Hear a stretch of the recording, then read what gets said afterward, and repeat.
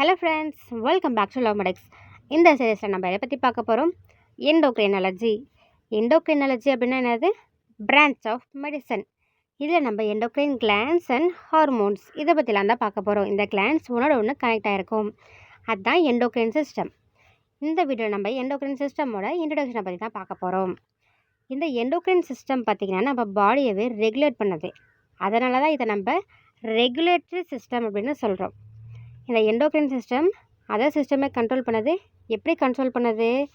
Chemical மீடியேட்டர்ஸை send பண்ணி control பண்ணது. நம்மளோட நர்வஸ் சிஸ்டம் எப்படி எலக்ட்ரிக்கல் சிக்னல் அனுப்பி நம்ம பாடியை கண்ட்ரோல் பண்ணதோ, அதே மாதிரி இந்த எண்டோக்ரைன் சிஸ்டம் இந்த கெமிக்கல் மீடியேட்டர்ஸை சென்ட் பண்ணி நம்ம பாடியை கண்ட்ரோல் பண்ணுது.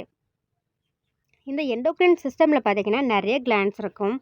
அந்த கிளான்ஸ் வந்து எண்டோக்ரைன் கிளான்ஸ் அப்படின்னு நம்ம சொல்கிறோம். எண்டோக்ரைன் சிஸ்டமில் இருக்க கிளான்ஸ் எண்டோக்ரைன் கிளான்ஸ். இந்த கிளான்ஸ்லாம் ஒரு சில செக்ரீஷன்ஸ்லாம் வந்து ப்ரொடியூஸ் பண்ணும். அந்த ப்ரொடியூஸ் பண்ண செக்ரீஷன்ஸ்லாம் டைரெக்டாகவே பிளட்லேயே ரிலீஸ் பண்ணிடும். அப்படி ரிலீஸ் பண்ணுறதுனால தான் இதை டக்ட்லெஸ் கிளான்ஸ் அப்படின்னு சொல்கிறோம். எந்த ஒரு டக்டோட ஹெல்ப்புமே இல்லாமல் டைரெக்டாக பிளட்லேயே சென்ட் பண்ணுறதுனால எண்டோக்ரைன் கிளான்ஸ்லாம் டக்ட்லெஸ் கிளான்ஸ் அப்படின்னு நம்ம சொல்கிறோம்.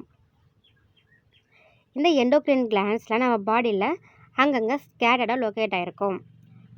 இந்த எண்டோக்ரைன் கிளான்ஸ் ஒன்றோட ஒன்று அதுவே கனெக்ட் ஆகிருக்கும். அதே மாதிரி மற்ற ஆர்கன்ஸோடையுமே கனெக்ட் ஆகிருக்கும்.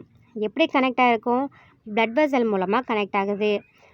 ஸோ அது மூலமாக இப்போது நான் ஒரு மெசேஜ் சொல்லணுன்னா என்கிட்ட வந்து ஒரு சில ஹார்மோன்ஸ்லாம் நான் உனக்கு அனுப்புவேன். அந்த ஹார்மோன்ஸ் மூலமாக அந்த ஆர்கனை போய் ரீச் ஆகிடும். அந்த ஆர்கன் வந்து அந்த வேலையை செய்யும்.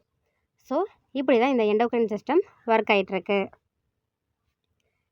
இப்போது இந்த எண்டோக்ரைன் கிளான்ஸ்லாம் ஒரு சில செக்ரீஷன், அதாவது ஒரு சில கெமிக்கலை செக்ரீட் பண்ணும். அதுதான் நம்ம ஹார்மோன்ஸ் அப்படின்னு சொல்கிறோம். அதாவது மெசேஜை ஒரு இடத்துக்குலேருந்து இன்னொரு இடத்துக்கு கொண்டு போய் சேர்க்குறது தான் இந்த ஹார்மோனோட ஃபங்க்ஷன்.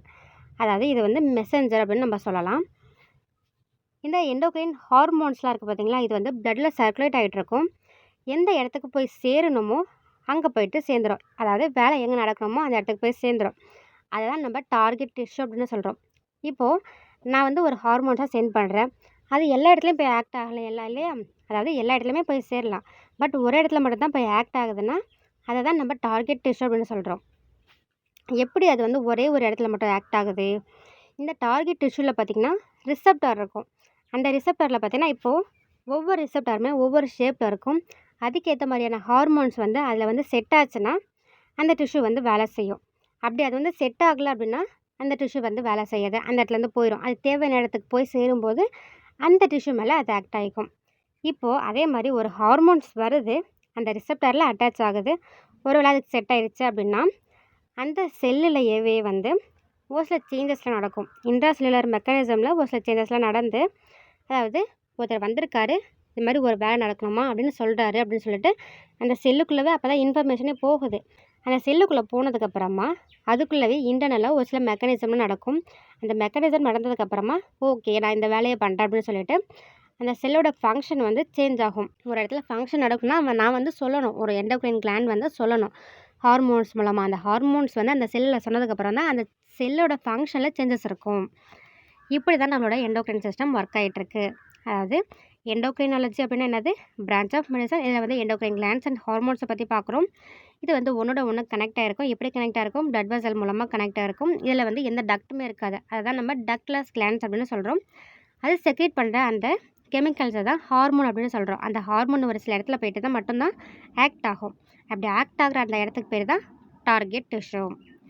இவ்வளோ தான் எண்டோக்ரைனாலஜியோட, அதாவது எண்டோக்ரைன் சிஸ்டமோட இன்ட்ரடக்ஷன். மற்றதெல்லாம் நெக்ஸ்ட் வீடியோவில் பார்ப்போம். Thanks for watching.